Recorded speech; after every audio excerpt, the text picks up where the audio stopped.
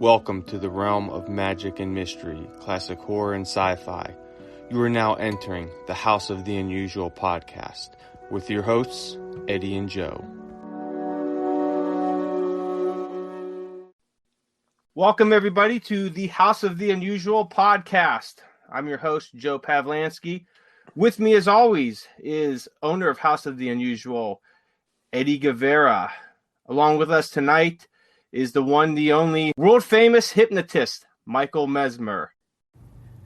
Tell us, Mike, what's new now? Well, right now I'm on tour still. I'm doing a fair in actually Belleville, Texas, starting on Thursday.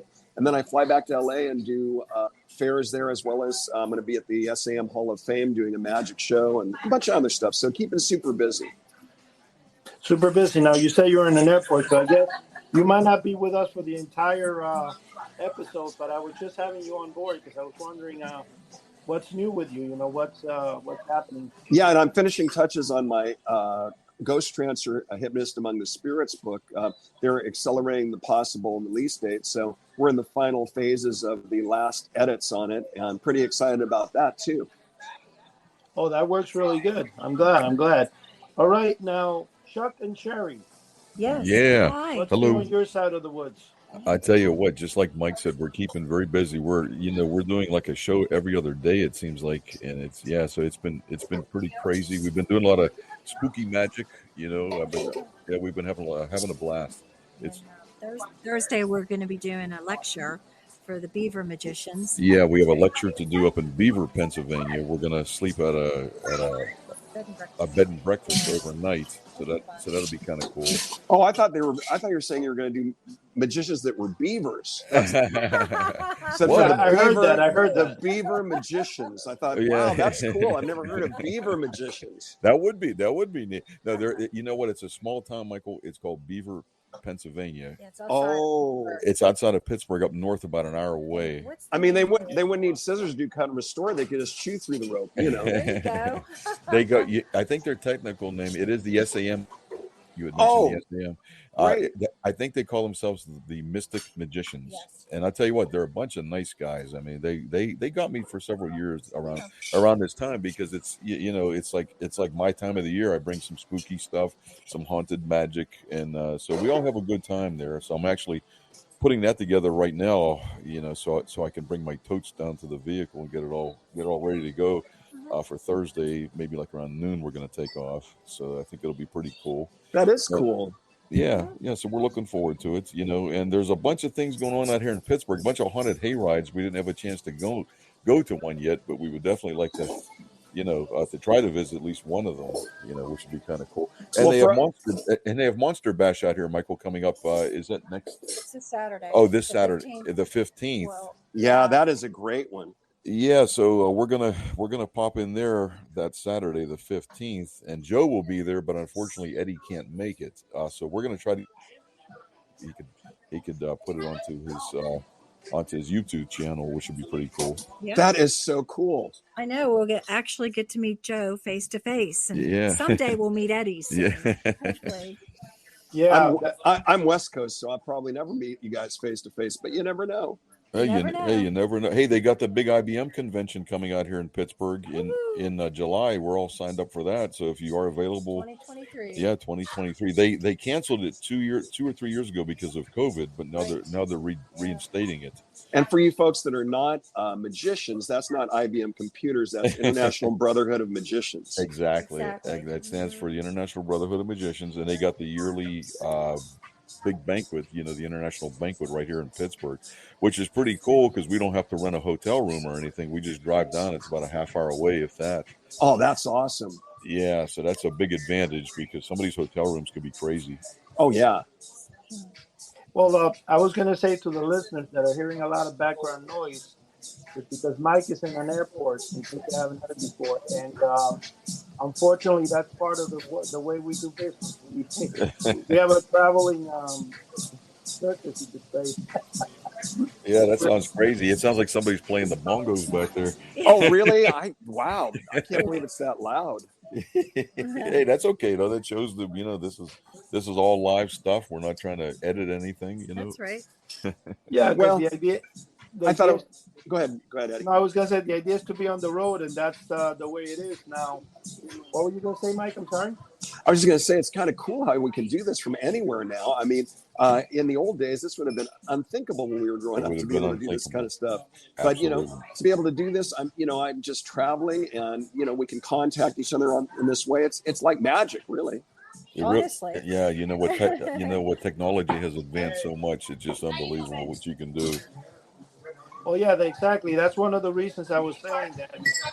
When I first started this podcast with Joe, I got into a major amount of how can I say it, investment in different equipment, a $500 and something microphone, and then I'm like, okay, I can't bring my phones from Ohio here. How am I going to do this? And it has to be how it is. Just out of curiosity, the noise is getting a little louder and louder. Some reason there. Let me see if I can move to another space as we talk. Yeah. And Eddie, you're fading away. Yeah, Eddie is fading a little bit. I don't know what's going on with my microphone today. This is kind of weird. Yeah. It's spooked. It's Halloween month, so it's probably There you go. I think everybody's a lot more clear now. How about now? Yeah, it sounds pretty good. Good. Yeah, I don't know why it's fading away. That's really interesting because it is Halloween. Maybe I'm trying to get abducted. Maybe they're. I love Halloween. Oh, I think we're all big fans of that, Michael. I'm telling you. Oh my goodness! Ever since I was a kid, I always enjoyed trick or treating, going around, and even. Well, the thing about Halloween that I think is so wonderful, and I hate how people try to cancel out Halloween, because what's wonderful about it, it's the one night a year that children can feel empowered when they're in their costume or mask. They're no longer themselves. And I know for me growing up, I was always an outcast, and I was always a person that people made fun of and all of that because I was different, which is why I make a lot of money doing what I do now. But the thing is that when I was a kid, that was the one night where I wasn't the secondary person or the person people made fun of. I was Frankenstein or the Wolfman, and I could be out there scaring people and being somebody, so it's really a great night. So by them trying to downsize it now in a lot of ways, although they're selling a lot of merch and there's a lot of parties, but I just hate for them to push that away because it really makes kids have that one night that makes them feel so special every year. Absolutely, I agree with you 100%, man. That's a good time. It really is. Hey, we popped in a DVD the other day, Michael. The classic Charlie Brown, the Great Pumpkin Charlie Brown. Yeah, that's such a cool. Oh movie. yeah. Oh my goodness, that's 1966. I mean, I was 2 years old. That's how old that thing is. But it's a timeless classic. It is absolutely. We're talking about timeless classics. I decided, Mike. I don't know if you had a chance to see yet, but I started this last week on Wednesday. I recorded and then it aired on Monday. I had to do 4 episodes because it turned out to be 1 hour long. I started doing reviews, and I kind of did that because there is a guy from a thing called I forgot, oh my gosh, that name. Oh yeah, Grand Illusions is the channel on YouTube, and he's been doing it for several years. He's 80 years old, I believe, and this gentleman gets anywhere from 2 to 3 million views per video. And he reviews all the novelties. He's got like 27,000 novelties. Wow. And, every time he travels to New York, but the guy's phenomenal. He's got a subtle voice, British man. And I said, you know what? I'm going to start reviewing toys. I'm going to kind of follow his lead a little bit because he does very well. And I see people like the reviews of toys. So I started the 4-part series, and I'm going to be doing it tomorrow again with a new item, I'm going to just get boxes that I have in storage, and it'll be a surprise. So I'm not going to open, like, say, just a bunch of toys that are, say, toy banks or novelties. I'm going to do whatever's in the box. It might go all over the place. I'm sure people would like to know the surprise, Yeah. And I thought that was a pretty good. So this week I reviewed the one that just finished, some of the Pointer Products banks, such as the Addams Family Thing Bank. I actually reviewed the one special, which was, wow, that's getting loud back there, Ike. It shouldn't be loud here. I'm okay. I'm away from everybody right now. Oh, now it went back to normal. No, it That's was weird. sounding like there was like air in the back, really coming in strong. Yeah, Huh. but those are great. Those are great specials that that you're putting on, Eddie, and all the listening viewers out there. Tune into this on House the Unusual on YouTube. Some good stuff. Really I'm going to excellent. be looking at that. Yeah. Yeah, Well, really cool. I have a bank there from Pointer Products that a few people don't know about. It's called the Instant Refund. It's the one that was called the Anti-Bank in Johnson Smith catalog. Oh yeah, And when yeah, you put the money in it, the hand would throw it back at you. So you had the one that gets, the Adams Family thing hand that everybody's familiar with, grabs the coin and takes it in. right. With the this one, that it's an anti-bank. It actually throws it back at you. And it took me many, many years to get a hold of that bank. Oh my gosh, over 10, 15 years looking for it. And then apparently, believe it or not, somebody had a few, and I was able to get a deal, and they're all like in mint condition in a box. Wow. That's So cool. yeah, that was really Now phenomenal. that's an unusual bank that throws money at you. That's I cool. like that one. Yeah. And then, when we're talking about banks, one of the good things about the banks, which is funny, so now it does throw the money back at you, is the Greedy Fingers Bank, or what's called the Coffin Bank. Mhm. They made several variations of that bank. Right. And some of them are actually shaped like a coffin, and the hand comes out with the little popping head skeleton. But I got one that's not a wind up, and it's shaped like a coffin. I didn't even know I had that. I actually saw the guy from Grand Illusions reviewing it, and I found it in my storage, and mine was actually broken, so I was able to repair it, and I got it working. You can see it there, Mike. You're gonna like it. It's actually a black coffin. Yeah. And then what it does that's different from the wind up is when you push the coin thing in, it starts laughing. It has like a laughing record. Oh, wow. So That's the hand cool. comes out and gets it. Yeah, it's really cool, and very rare. So that's one of my favorite banks. I love that. But I have a big collection of haunted banks that I think a lot of people are going to like if they tune in each and every week. Now, Mike, another thing that we're coming up with that you're obviously going to be a part, and Chuck, after me and you were talking about the idea this morning, it dawned on me that something that's a little even better.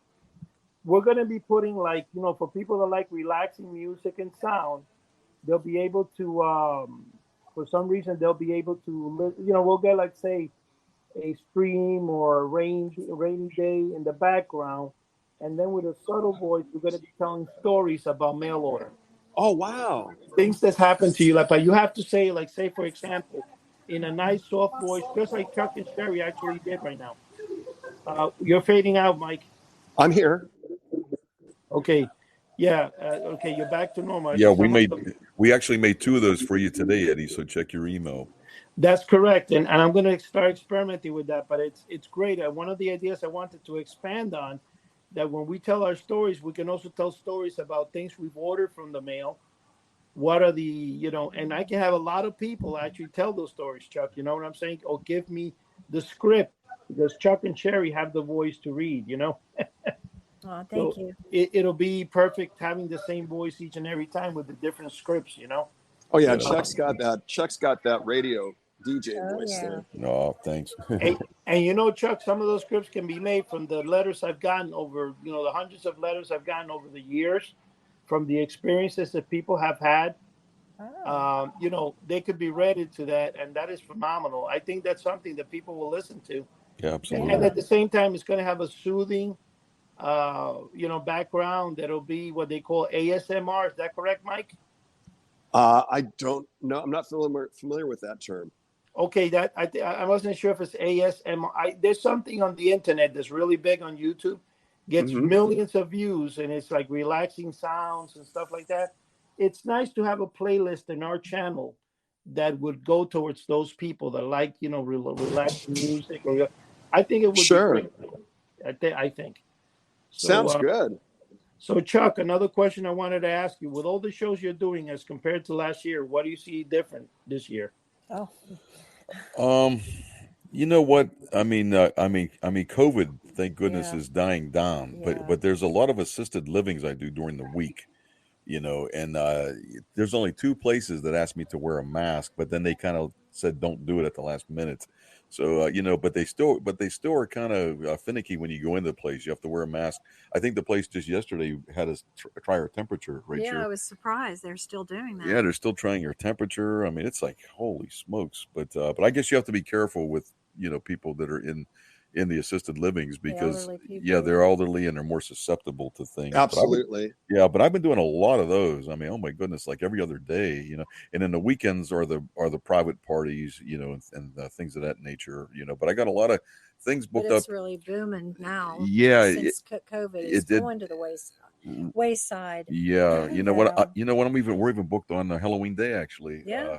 So that'll be kind of cool. And yeah, so I've been using a lot of spooky stuff. The one thing I did want to mention to Michael, I built something that's kind of cool because I know you do some sideshow stuff. I built a hand to the gorilla that changes to a gorilla hand, which is kind of neat. So you visibly put your hand into this box through like a Stargate that I cut in the top, and you put your hand in there, and it is visible at all times. And then it'll slowly start to change, and it kind of looks like it grows hair, and your nails get longer, and it changes to a gorilla hand, which is kind of cool.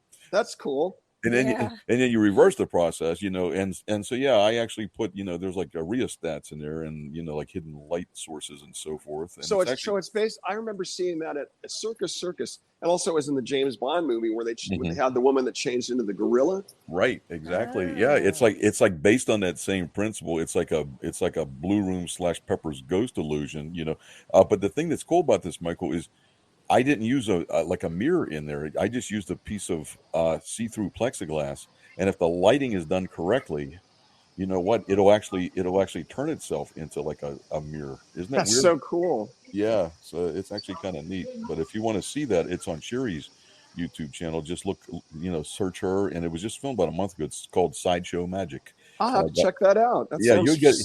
You of all people, I think would get a kick out of it. I would. Yeah. I would. That sounds awesome. I talked like a barker, when I said, step right up, folks, step right, it was kind of cool. It was. That's so cool. Yeah. I think what perfect for this time of year, but any time of year, depending on what you're performing, you can always present something like that. Yeah, absolutely. You know what? And if you buy something like that, it's pretty expensive. So that's why I kind of build a lot of my own stuff. Right. And so it is kind of cool. You know what? I think I got a little sideshow in me as well. It's kind of neat. I like to do that kind of stuff. And I use a lot of pranks, a lot of one-liners. I think you'll get a kick out of it. So if you want to check that out, that'll be cool. Okay. I'll look it up. Yep. One of the things that I could tell everybody, is, especially the listeners, is right now, for some reason, it's a time of the year that not only can we remember what we did as kids, it's a time of the year also when I remember the most time that comic books would be flooded. Even though it was more like January and February was the mail order years, but this time of the year, a lot of the comic books would start running a lot of the monster stuff for sale. Yes. And I think like around September, give or take, I remember was a year that you had a lot of like the 7-foot ghost and, all that stuff. Oh, yeah. And I'm actually, believe it or not, I'm actually taking them out of the storage facility. I'm going to unwrap them. I have not unwrapped my 7-foot Johnson Smith ghost in its frame since Mail Order Mysteries came out in 2011. Wow. So I haven't seen it since then. And I'm actually going to do a special on them now. It's not going to be this week because I do have to bring them over to where I do the stuff. And they're kind of big. The frame itself is like, I think 24 by 36 inches. The shadow box where the Johnson Smith ghost is in. I want to get them there. And then one last and final before it goes away forever. The submarine. Oh, yeah. We opened. It's been, I have it in my possession again for a couple of days, and it will be gone. It's going up in auction. Oh, wow. And just as I was saying, I'll be able to unbox it to show the world that I had it and that it's gone. Now that's a cool piece. That's like the holy grail of mail order. Exactly. But the money offered is beyond what I could say, Yeah. Well, that's so awesome. I can't wait to see that video. Definitely. But that's going to be probably next Wednesday. That's going to be my thing. I'm sorry, next not this coming Monday. This Monday, I'm doing a review like the one last week with new toys. Mhm. Next Monday will be the review, a special review that I think people will enjoy a That lot. would be cool. Yeah. You know the sad part about it, guys. I actually had one of those subs when I was about Oh. 7 years old. My older brother and my cousin Kenny, they were about 7 or 8 years older than me. We all pitched in. I could only give like $1, but they pitched in. They were paper boys and stuff. I think it costed $7.98 or $9.98, Eddie. $6.98. $6.98. Yep. And Wow. I actually had that thing. I actually had it. I remember the missiles. It was like an elongated hard toilet paper roll. You pull back the rubber band and you let the missile fly out of it. It had the lid on it, and it was That's pretty cool. awesome. Yeah, I actually had one of those. I actually sat in one of those, and we played with it, and it didn't last long. Within a few days, it became like just warped, and Oh, yeah, it that's a became shame. junk in a couple days. But it was cool. Actually, Mike had ordered one of those rare things, the tent. Want to tell us Yes. a little bit about it, Mike? Well, you mean the log cabin? Well, it was called the Frontier Cabin. Yeah, Oh, you had Frontier the Frontier. cabin. Wow, that's cool. Yeah, that was awesome. I had a lot of fun with that. And what was cool is you could actually fold that back up and take it out. So parents didn't have to throw it out because you could use it over and Oh, over that's again. cool. Yeah. Now, Wow. the thing with the Frontier Cabin that a lot of people are not aware is it actually was a plastic cabin that you would put over a card table. That's Yes. right. Yeah. Mm-hmm. Yeah, so people, because I mean, the way they print it, they actually make it look like a cabin. And Yes. there's like a Davy Crockett guy next to it. Yes, that's And it right. said, Frontier Cabin, I think it was $1.98. Yep. Or for $5 you get 4 of them or something like that. Mm-hmm. Mm-hmm. They actually came put up in a small padded envelope because they were a big giant plastic thing, And it was a That's very cool. durable toy. I mean, that unlike some of the other things, like you were talking about the submarine and stuff, that was durable because, like I say, you could actually fold it back up, put it away, and then bring it back out when you wanted to play with it again. That's neat. Approximately what year was that, Michael, that you got that? I'd say about 63. Oh, wow. Oh, my Yeah, goodness. that Chuck, by the time 1970 came around, that it was sold very rarely. Mostly, I think they stopped selling it around 1968, 69. They Wow. still get an order, and probably you'll receive it in 1970. But just like the Moon Monster, that faded because the Moon Monster was actually back in the early 50s, like I'm saying late 50s through like 1970 that it was sold. Wow. Yeah. See, And I then think I remember it was 63. I'll just preface this because Davy Crockett was very big on Wonderful World of Color at that time, and so I was really into Davy Crockett, and also that was the year I met Walt Disney. So I think it all happened that same year. Wow. You look pretty young, Michael. I Yeah. thought you were actually quite a bit younger than me. I'm 58. I don't know what if you don't mind me asking. How old are you? I'm not going to mention age, but I'm your senior. Let me put it You that way. okay? Well, you look young from your pictures. I would have never Yeah, thought that. I'm about 7 years older than you. Okay. Hey, man, I had some bad years over here. That's why I look bad. Hey, I was going to mention something else too. You were talking, Eddie, about monsters and comic books this time of year, and I was so excited. I don't know if you guys are aware, but of course, Marvel Comics in the '70s had their own monster verse with Werewolf by Night, Tomb of Dracula, and etc. And there's a new thing that just came out that's a retro film on Disney Channel. And it's the Werewolf by Night comic book that they made into a 1-hour film. And it just came out last week. And it's black and white. And it's all an homage to actually classic horror films. And it's really cool. So if any of you have access to the Disney Channel, I'd really recommend checking out Werewolf by Night because it brings back a lot of memories about those classic days of monsters that we all love. Ooh, that would be cool. that's really cool. It's funny when you say Werewolf by Night because I do have a lot of those comic books. Yes. And they have a lot of the ads in them, and that's obviously why I bought them. Honor House being one of the leading companies that was in there.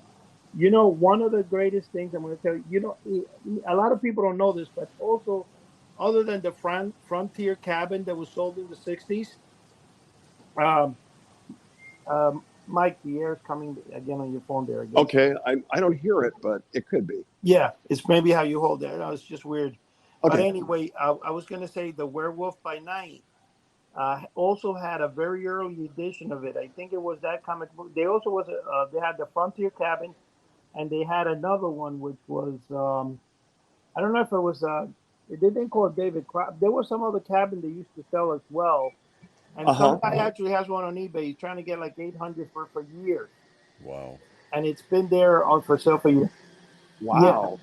Right now, Mike, we're really hearing a lot of the planes taking off and everything. There's no planes taking off around me at all. I don't know why your phone is picking it up. I think we're in the twilight zone. I don't know. It could be. It could be. Well, listen, I'll tell you what. If I'm having an issue with the sound, I'll go ahead and bow out. But I just want to join you today, and I'll quickly say this: for those that have not seen my show I did on Siegfried and Roy, it's if you have Roku TV, ROKU TV, you can get the Tubi channel, TUBI. Oh yeah, and we got that. Yep. And on there, they have Autopsy Last Hours of, and they just dropped the 6th season of that series, number 6. And that's the season that has my show on it that I did on Siegfried and Roy, Autopsy The Last Hours of Roy Horn. So, and you have Roku and you have Tubi, check it out because it's on there now. They just dropped it last week, the 6th season. And I'm part of that season with the Autopsy of Roy Horn. And I know it has a grim title, but it really is a great tribute to Siegfried and Roy and a very positive show. So I recommend everybody to check it out if you have not seen it. Yeah. Hey, Mike, before you go off into the twilight zone, the noise settled. So I was going to say, I saw that show. Whoever does want to watch it, it's really a good show. It's one of the best ones they have on that. In fact, Jim told me about that show that he has seen you on it, Michael, Jim Gray. My buddy, and that's when I saw it, and it was really a good episode. Well, now it's more accessible because you don't have to have the Reels channel. You can just go to Tubi, which is a free channel there on Roku. So anybody that wants to check it out, check it out. And also, like I say, I'll be in Texas at the Austin County Fair in Belleville this weekend. If you're out anywhere near that area, which is about an hour west of Houston, then come by and say hi. And then I'll be back in LA doing some cool events during the end of the month, including performing at Tom's Farms Amusement Park on the 29th of the month, which will be a Halloween day. So anyway, I've had a great time talking with you guys. And don't forget, check out Werewolf by Midnight. That's a really cool film. And it's on the Disney Channel. And it really is what we all love about classic monster and horror films. Definitely, yeah. Hey, you ever come and perform in the West Coast? I mean, the East Coast? Not recently, but if I do, you'll be the first to know. Okay, you know what? We should get you some gigs up here, so you have to fly out here and we can meet. That'd be fun. That would be we'll cool. have to do that. And Chuck, I wish you all the greatness with your bookings this month, and happy Halloween to everyone. Oh, thank you very Same much. to you. Safe travels, Michael. Okay, y'all have a great day, and thank you, Eddie. Thank you very much, Mike, for Okay, being take on. I care. appreciate it always. Take care, buddy. Bye-bye. Bye. Bye-bye. You know, one of the things I was going to say to you guys is that just like the Frontier cabin and stuff like that, I actually had, I might still have it somewhere. I was able to get one of those I think it was in 1988, 89. Oh, okay. I got it from a Toy Shop magazine. Now, you remember Toy Shop, Chuck? A little bit. Yeah, I do remember. Yep. Toy Shop was like a big giant National Enquirer. Yeah. Had people listing all the novelties they were selling or items. Yeah. And this is before eBay. So this was like in the late 80s, early 90s. I have a couple of those magazines, probably like 40 or 50 of them somewhere still. But I used to look up there for all the rare items that I was looking for. Yeah. And it would take me days looking through it because everything was, and that's where you actually looked at each and every line. And one of the famous things about it was that you could get a lot of those. I think I actually, half of my stuff that I lost in the fire before eBay even came around, I think I was able to acquire it through Toy Shop. And I remember giving the guy, he actually only charged me $10 for the cabin.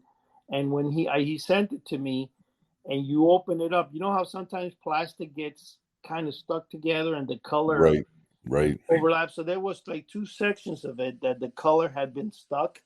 So when I kind of pried it apart, it wasn't 100% perfect, But sure. what it looked like, and basically what it was just like a square thing that goes right over a card table. And when people say, "What is a card table?" I guess some people that might not know. Yeah, you know what? I never even thought of that. Some of the listening audience might not even know what a card table is. Yeah, basically it's a square table where people used to play cards, and usually each of the legs pops out one at a time. Right, they're like spring loaded. Yeah, it's about 24 by 24 inches, I guess. So like it's a square thing. If they're sold everywhere. People still use them, but I'm just saying a lot of people might not know. But card tables are usually used by those outdoor restaurants Hmm. that they put the little tables. That's what a card table would be, and this thing would just drape right over the table, and it was very popular. Unfortunately, like a lot of things in mail order, they didn't survive. And, again, a lot of times I'm baffled by the fact that things that ran in the mail for years and years, and these people that ran these ads did pay several $100s for them, Chuck. And Sure. then at the end of the day, they probably sold thousands, and yet it's so hard to come across any of them. Oh Uh, yeah. you I know, tell you what, I love looking at some of those old ads. I mean, oh man, it's just unbelievable. If we can get into a time machine and go back to the 60s, whatever, and maybe the early 70s and buy all that stuff. Oh man, it, back when you're a kid, you don't realize that's not going to be around forever. We saw it oh, in the geez. we saw it in the comic books for, I mean, for most of our childhood, and we figured it's always going to be there, and it wasn't the case. Exactly. And I mean, today I wish I could go back and just purchase the stuff that I was missing. But Yeah, we need a flux capacitor, and we we need to build a, Why don't you work on that? yeah, I might work on that. Maybe I'll get a DeLorean. And install it in there. well, yeah, I mean, you can even use a Tesla. I mean, more Yeah, advanced than the DeLorean. that's true. Yeah. Hey, as long as the battery doesn't burn up, I Well, don't I don't know. I believe they make a Tesla that the doors pop up like that, like the DeLorean. So, But I tell you what, looking at those old ads is just too cool. There's one thing, Eddie. Are you familiar with it that sticks in my head? It's something that I've never seen, but I've seen it in the catalogs. It's the big dollhouse. It says like it's a gigantic dollhouse, and it comes with the dolls and everything. And it that was like a ridiculously low price, like $6 or something, like something around there. actually, yeah, I think it was $4.95 something at one Okay, time. Then it became $6.98. Same yeah, with the Polaris sub, sold by Honor House first. I think Honor House actually created that product originally, okay. and Carol Wright, a company that was more modern than Honor House and went right into the 80s, was still selling that house. Is that right? Yeah, Wow. Carol Wright. I I actually do have I do one remember I do remember Carol Wright, and I remember Walter Drake. When I first when I right. first got into magic in 84, 85, I would get my business cards printed up by them, and they'd carry like some unusual stuff. Yeah, Carol Wright, I do remember. Definitely. Okay, it was Carol Wright. You had the one Walter Drake.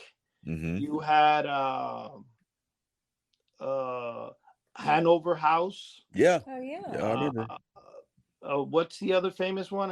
I forgot the other name right now. I can't believe it. Wow, boy, that brings back memories. Uh, Carol Wright, I remember that. yeah, there Wow. was one that was very famous. It was a female, and she started. They were all kind of the same. Carol Wright and Hmm. on Hmm. Hanover House, and they all tended to copy Johnson Smith a little bit with Right. the weird products. And then they also had the one we mentioned a couple of weeks ago, the Sears catalog. And Hmm. what was the other catalog I mentioned? The Spiegel.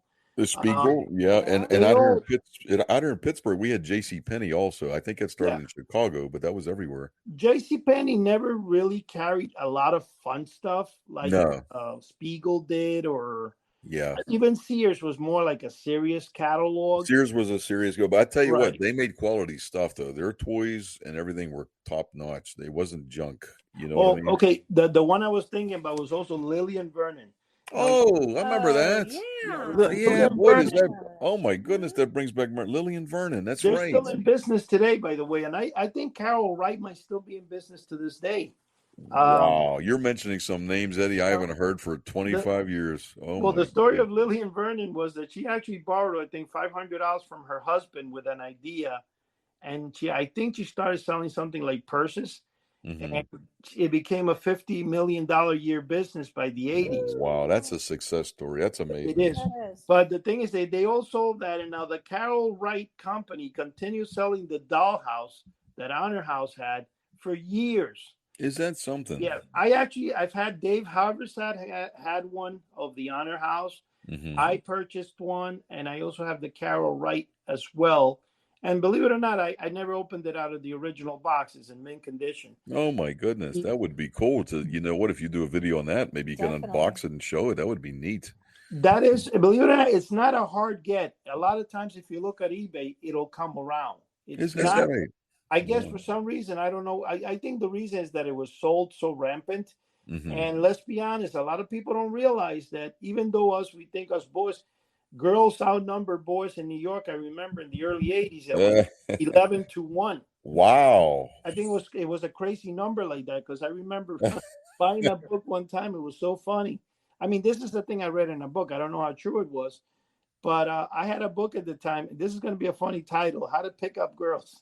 I was like 15 years old, 14, and I was reading the book, and it said that there was an average of about 11 girls in New York City for every man. So, Wow. if that is, which I'm sure that came from some truth in it. Let's say it was a lot less. I could see why there's more of those dolls house around because probably, especially That's with true. Archie's being such a popular, even Yeah. though I like Archie's, but it was more geared to little girls back in the 70s. Oh yeah. And they were filled with ads. The Archies had some of the best ads in them. That's So true. Hey, with that kind of ratio of girls to boys, you shouldn't have much trouble picking up a girl. Wow, yeah, that's and amazing. that right, and that explains to you why.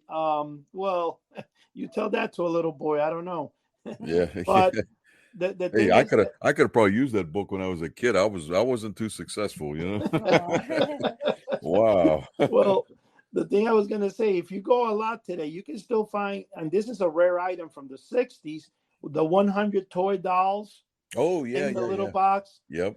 Yeah, those are still actually. I've seen it come up on eBay like 3 or 4 times in the last couple of years. Isn't it amazing? Yeah, and I've seen, but yet the 100 toy soldiers, which is more geared towards guys, they do come up on eBay a lot, but they Hmm. don't come up as much as one would want. Yeah. And because of that, is when what I could say to you that for some reason that dollhouse I think survives more. So if you are looking for an item that is based for females back in the day, there's a good chance you could still find it on eBay or eventually Wow. will. That's If that amazing. makes sense to you. I had no idea because that stuck in my head. That looked kind of interesting. I love looking at those old catalogs. I have a few in my collection. The real old Johnson Smith ones from they go back to the 30s, I guess, or whatever. It's amazing. I mean, it's some of the stuff in there. Yeah. Wow. Chuck, one time I think talking about that you asked me, or I think it was you or you were with Cheri, and you asked about an ad that you remember that it showed like a black little box and it was like a monster inside the box. We're not talking about the bank that was sold in Hmm. Famous Monster that's called Monster in the Box. Hmm. It's the same thing as the Adams Family thing. The only thing it comes out and turns itself off. Oh In fact, yeah. there's a second version to that bank, which is called the Miser, which is supposed to be like an electricity guy that the guy doesn't like to spend electricity. Now, Hmm. what they did to the black box in that is they added some electrical bolt or something. It looks like a spark plug Is on it? top of the thing, and when you Wow. turn it on, the hand of the miser comes out and shuts itself off. One Nice. actually sold for over $700 on eBay about a year ago. I guess it wasn't that long ago. That particular item, I have one. I don't know if it's working because I never took it out of the box. But as I said in one of my reviews in last week, that a lot of those original banks from Pointer Products, they used a plastic gear. They sell Right. replacement gear on eBay for like $12. Yeah. That gear, just by leaving it alone, it breaks.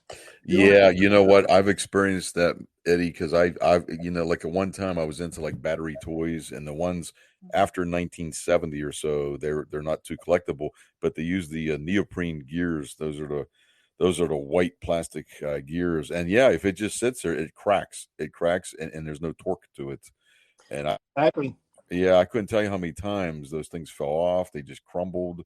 It's a shame, Now, there's two ways of fixing it. You can replace the whole gear, or if you were able to with like I would guess a needle, like a needle to give somebody an injection, inject crazy glue between Oh. the little thing of the gear and the back of it. So that's the only way you can fix those. Yeah, that's a good idea because you know what? I got quite a few battery toys pre 1970, and that's the ones from Marks and so forth, and from Japan, and they were all Metal Gears. I mean, they were meant to last. I mean, once in a while they do freeze up, and you have to shoot some WD-40 in there and everything. Yes, but But No remember, problem. the first, I understand what you're saying, Chuck, but remember, it's not just after 70s. Hmm. The Adams Family Thing Bank was made in 1964. Oh So wow! that's what I'm saying. They still use the plastic gears up there, depending where they got it made. Isn't that something? So you're gonna have that problem. That's what I'm trying to say. It's not just after 70s. It's It all not just depends okay. the company that did it. Usually Japanese companies didn't use the plastic gear, Hmm. but Pointer Products was mostly American based, and I think they were made in this country. Oh, okay. Um, You know, the about 6 years ago, Eddie, I bought a neat little dog, and he had a little remote attached to him with a wire attached, and he would actually lift his leg up, and he would pee. You'd have to fill him up with water and stuff. I mean, literally, I used it 3 times, and one of those little gears crumbled and snapped off. It was like totally worthless within like a month. I mean, it's just unbelievable. Maybe he had an infection. Yeah, maybe a bladder problem. But I'll tell you, I mean, it's just total junk. The stuff they're making nowadays. It's Now, real. we have a question that we haven't asked. We just said about the females and stuff. Well, Cheri, do you have any stories you can tell us? Did you ever order anything from the mail as a kid? Well, I do have an experience. A girlfriend of mine, how old was I? Maybe 10, 11. We saw in the we wanted to get some sea monkeys. Oh, there you So go. Oh, yeah, and I forget how much. Oh my gosh, how much it was, but we pitched in, and she was going to have it mailed to her house. Oh no. But she told me she never got it. Oh boy. So I never saw any sea monkeys. I Wow. was so sad. I think you need a new friend. did you tell that to Todd? Yeah. No. The Oh boy. sad story of the sea sad. monkey that never was. I I think that's know. a classic example of a bad friend, Eddie. They kept it and said, "Oh, I never got him. No, nothing came here." Yeah, that's what she said. And Yeah, I believed her. So what are you Yeah. gonna do? yeah. Unfortunately, that's the whole deal with that. When you do business with another kid, they might give you the business. Yeah, You're right watch Yeah, about that. watch who your friends are. yeah. Well, unlike Cheri, I came from Cuba, and as soon as I came, I guess I picked up the English language when I guess because I'm almost positive I spoke English right away because at the age of 5 or 6. Yeah. I was able to read the ads in comic books, and when I read The Honor House, Monster Ghost. Now, one of the reasons I fell in love with that particular ad is because really it's the first one I saw. But in the ad, it shows a line art, and there's like a ghost figure shooting up, darting up on a kid, and you don't really see like a kid. You see like a man kind of with his hands up in the air. Yeah, Very that's simple. so cool. It's probably one of the cheapest of the 3 ads from the Yeah. Melton Company and Honor House and even Johnson Smith. The Honor House is the least graphical one, but for some reason, when I saw that, it gave me a lot to my imagination. Mhm. And my friend goes to me, yeah, like in Abbott and Costello with the Dracula, it obeys your commands. Yeah. Man, I built up such how can I say, I built up my imagination so much with that ghost I know. that I thought that for $1 I was getting like a remote control toy Yeah. that was going to be seven. I mean, and my friend said that that's what it was, and I believed them. Yeah. Here's the I kid. love what you said in the you in the Kurt Damaris book. It says when it says you control, it generally means a string. Yeah. Oh my gosh. But It's so true because it said the ghost. It had a string to come with it. right. So, but the funny thing is that I mean, me as a kid, I believed everything this kid said. Uh-huh. And then you order the stuff, and you know what, Chuck? For some crazy reason, even though you get ripped off when you got it, you still think that if you order another one, it's going to be different. Oh, I know. You know what, Eddie? I was the biggest sucker. Even my friend, one of my best friends, Keith. I've known him for over 50 years. He even told me back in the early 70s, "Why do you keep ordering this stuff? You keep getting robbed. You keep getting ripped." I said, "Well, I'm going to keep doing it, and I just keep saving my allowance. I take pop bottles back to." Oh, I remember doing that. Yeah, Yeah. the glass bottles, Yeah. and I'd right away make an order, man. I was a big sucker. That's just that's my nature. Aw. You know what? I was going to bring a challenge, and I think this will be pretty cool, Chuck. And I think it should be between me, you, and Joe. Sure. I think we should get Todd. In fact, I'm going to get him on the line to send us, and this is an idea that I was just popping up right now because of poor Cheri. that she's probably never had her sea monkeys. There I you go. think we should actually try to hatch them, videotape ourselves hatching them, Okay. and then on a weekly basis show an update of what they look like. That would be cool. You know what? I'll let Cheri do it because when I was a young kid, I tried to hatch those things. It never worked. Well, that I was thinking for Cheri, not for you, actually. yeah. Oh, my. So Yeah, we're gonna have to get a sea monkey kit out to you guys, That would be cool. Ooh, and we can't can do wait. that. Yeah. That would be cool. Eddie, the one thing you mentioned about the imagination, I think that's what we have in common with magic. Yeah. I mean, I was thinking the other day, I was doing a show for, they were all adults. Mhm. And yet that's what a magician does. Exactly. They would suspend the people's beliefs for just like a 45-minute show or something. And they know I shouldn't be able to do this stuff that I'm doing. But you know what? It turns out that, they're watching some pretty cool stuff. And Yeah, they really Well, do it. yeah, I mean, it's just such a cool concept that I could come in there, set my stuff up, and actually suspend their beliefs and just apparently, like, just go against the laws of physics and make these things happen. Well, It's so cool. I'm going to bring out something to the table that I haven't in the past, and I will tell you one of the reasons a lot of people do that. When I was a kid, now, of course, I grew up reading comic books, and I love novelties and magic tricks. And I never really realized that magic tricks were real magic or not. But my mom, when I was in Cuba, she would tell me when I saw a magic show, I guess very, very young at the age of 4, that I remember we went to a circus in Cuba. Wow. He would tell me that the magic wand was real. And I Aw. believe my dad, when he came and I was 38 years old from Cuba, he said, oh, yeah, they can do anything because the magic wands, like they think magic wands were Mhm. actually real. Isn't that So, something? yeah, so that's what I'm trying to say. A lot of people don't realize the difference, that everything in magic is just a trick. And in fact, Houdini tried to express that many times, that anything he performed, he stated, could be performed with another person with the same knowledge as him. Mm-hmm. But a lot of people believe that magic wands are real. Oh, yeah, And that's absolutely. why I think, and like I said, my mom probably, until I basically expressed to her over the years, Mom, there's no such thing as magic. It's just tricks. That, you know what I'm saying? That she probably still believed that the magic wands were real. Yeah, I come So, from a very superstitious Italian background, and they think with the evil eye, they're going to look at you right. and you're That's going to be correct. cursed with them. I look, and I had to the other day. My daughter mentioned, and I was like, I go with my son. We go up to his eye doctor, and the eye doctor was showing me that some lady, that her kid had glaucoma at one time and stuff. yeah, And like I say, by the grace of God, my son, and I praise Jesus every day for this, amen. was basically healed. He had it since he was 5, and today he's Oh, amen. he's That a is a miracle. law enforcement officer. So what I'm trying to say, I've never, had to really live with the consequences of that, and I praise God for that mercy. Thank But you. what I was going to say to you guys is, when I was in the doctor, he gave us 2 bracelets for my daughters, and it had like an eye on it. And the reason it was done is because the lady was kind of donating it to raise funds towards glaucoma and stuff. Oh. But the first thing my daughter, when she sees the eye, she goes, "That's the evil eye, Dad." Yeah. And I looked at the eye. It wasn't meant for that. It was meant to say it's like an eye. But I Yeah. think the lady copied the Egyptian version. It's funny.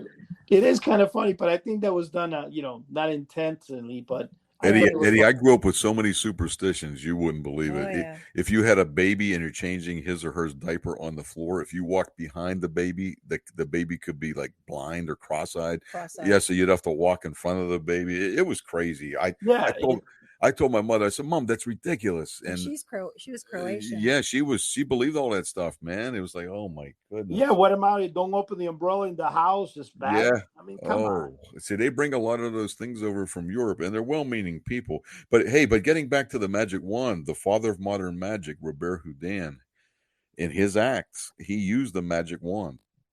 Constantly used the magic wand. Right. It's a fascinating concept. Personally, I don't use one in my show, but I tell you what, I may incorporate it. I've been thinking about it. I mean, why not?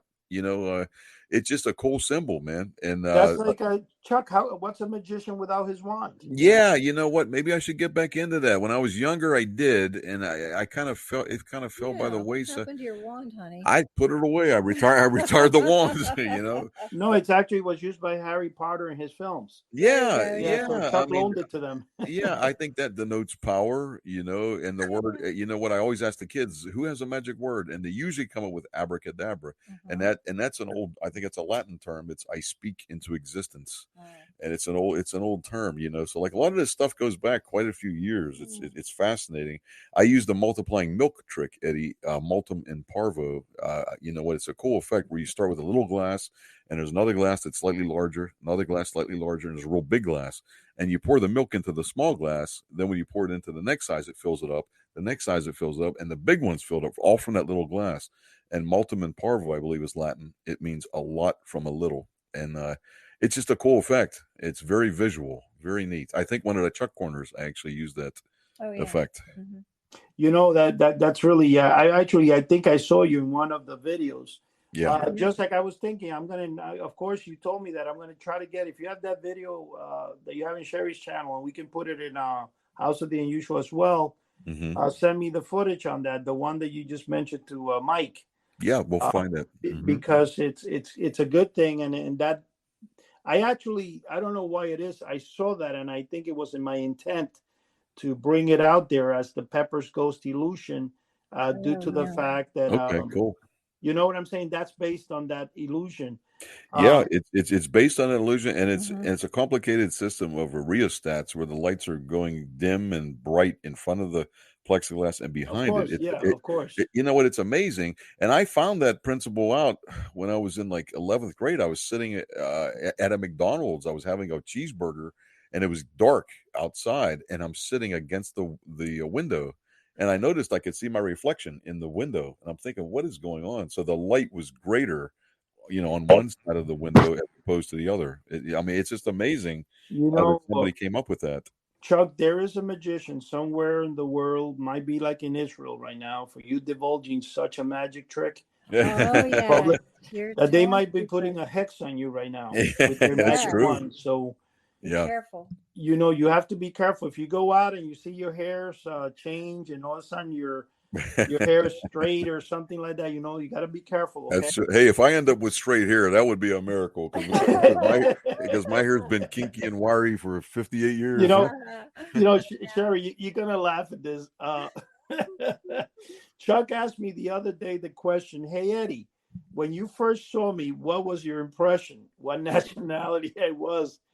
And I said, when I first looked at you, Chuck, the first thing that popped into my mind was that artist. What was his name? Michael? Bob Ross. Bob Ross. Yeah. That's the first thing that popped into my mind. You're not the only one that said that. Yeah, I've been told that quite a bit. Oh my God. We're going to have to dig out a few pictures when I was in high school. You'd be surprised. I had a big afro. It was gigantic. It was you know, another thing that was funny too, when you're saying that, Chuck, is that a lot of times I also, for some reason, when I heard your voice and stuff, I associated you with Wolfman Jack. Wolfman, Wolfman Jack, yeah.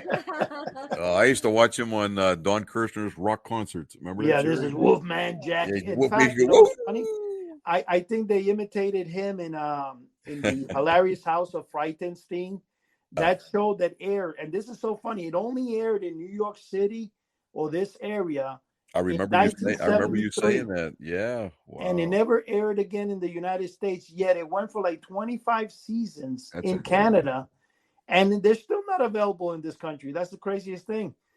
And the show itself was one actor playing all the parts. I think his name was Van something. And, you know, he had the thing and he had a psychedelic music playing in the background. Then it would be the Wolfman. He said, I am the Wolfman. Yeah. You know, he would play with the Wolfman as the. I'd say I love Wolfman Jack. He was awesome. He was awesome. Mm-hmm. Yeah, he was, and he was very, very popular. I mean, my gosh, who didn't know him in the 70s? He died pretty young. I mean, I have to look it up, but I think he was in his early 60s. Yeah, Mommy, Cheri's gonna check it out. She's gonna check it out right. Mommy's gonna check the mummy. Did they mummify him? I think he was about 63, 64. I'm just guessing from what I remember. I think he died of a heart attack. Yeah, I don't remember, to be honest with you. I know that I remember going when I was a kid. I went to the $20,000 permit with and Dick Clark was there, correct? That was the guy that did the 20. Oh yeah. And I remember him saying when I was there, and this was like in the early 70s, and he said he was 48 at the time. So he was already super old for when I was a kid there. Wow. So, you know, how old was he, Cheri, when he died? Well, he died July 1st, 1995. Okay. North Carolina. Wow. Trying to find out how he died the same time my storage went up on fire. It was 1995. He was born in 38. 1938. Wow. Yeah, So 95. So that's 38, what, 48, 50, 60, 70, 88. Wasn't that old? Oh, wow. He was like 57, I think that would be. 57. Wow. Oh, my goodness. Yeah. I think I do remember that, but he died of a heart attack from that. 7, you're right. 57. Yep. Yeah. That's crazy. Yeah. That is mighty young, man. Yeah, that's our age, Eddie. Younger than us, Chuck. Yeah. Hey, he made it a year later. Hey, that's scary, man. That's why I have a shot of whiskey a night. You talk about an old remedy. I grew up drinking a shot of whiskey a night. I still do that every night. I have keep your arteries. It keeps your arteries open, man. That's an old Italian remedy, you know. Wow. But you know, it's kind of funny that, but we're talking about all those things. Just like a lot of times, I grew up also hearing actually Imus in the Morning. And, yeah. You know, he was really very famous. And then when I saw him on television, I go, "That's Imus."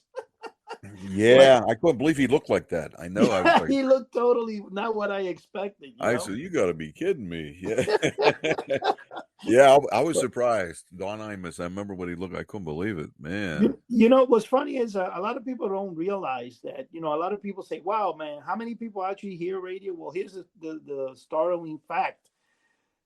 I would say people today hear radio more than ever in the history. And the reason for that is because when you look at, say, the money you can make on a YouTube channel versus podcasting, in YouTube, you get between $3 and $7 per 1,000 views, I think. Right. In podcasting, you can make as much as 15 to 20 per 1,000. So that tells you how many more people tune into podcasts than they do to YouTube channel. Absolutely. And I know a lot of people have said to me, Chuck, and I'm going to bring this up. A lot of people say, why don't you have your podcast on your YouTube channel?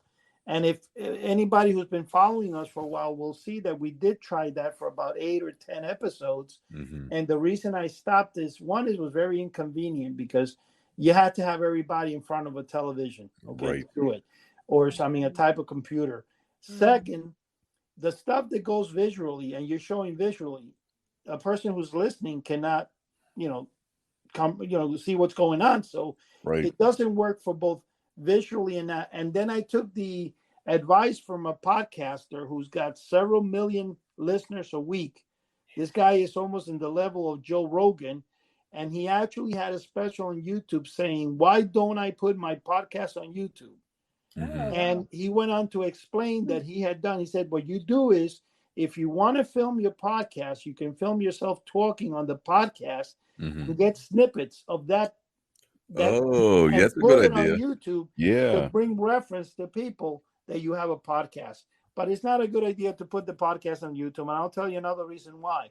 How many people actually tune into YouTube to listen to a podcast and see like background pictures changing? Are you going to do that for a whole hour? No, I know what I'm saying. Yeah. So YouTube. That's the reason. That would be annoying. That would definitely be annoying. What I'm trying to do though is with the podcast make it more meaning more relevant, and that is I'm going to in the YouTube, our website channel, I'm going to make more reference to the podcast and put it where people can actually log in. But here's another problem people don't realize, and they'll say, hey, why don't you if you put the podcast on the houseoftheunusual.com, which we have it on the top right hand corner, but if you put it on the houseoftheunusual.com and people go to your House of the Unusual, they click to the podcast and jump from the House of the Unusual to the other format, Google, especially what they call the bots in Google, the crawlers that find, will think that you're not offering your users what they call a friendly user interface, whatever it is, or whatever you might say. And that actually makes your website drop in the Google search, Right. because they find it as people going to it and bouncing away. Now, people might say, how do I? Because it happened to me. When I Right. put the podcast and I did all the reference to the website for the podcast, it dropped. It dropped. Google sent me a message saying that I think I forgot that I was in violation because there were too many. I had an 83% bounce rate from my website. That's wild. So that's when I said, "Whoa!" So, let's do a shout out really quick for our friends out there. Yep. Stupid Comics is coming out with number 8 soon, and that you can look them up. And also, Dave Harborside has a new book out there published. It's a Carnival sideshow book, I think it is. Look it up at 1878 Press. Yeah, he comes up with some great stuff. And it's phenomenal. So other than that, Chuck, God bless. Have a beautiful and take care, Cheri. Yeah. Dude, thanks, everybody. Okay, God bless. Take care. Bye-bye. Bye-bye.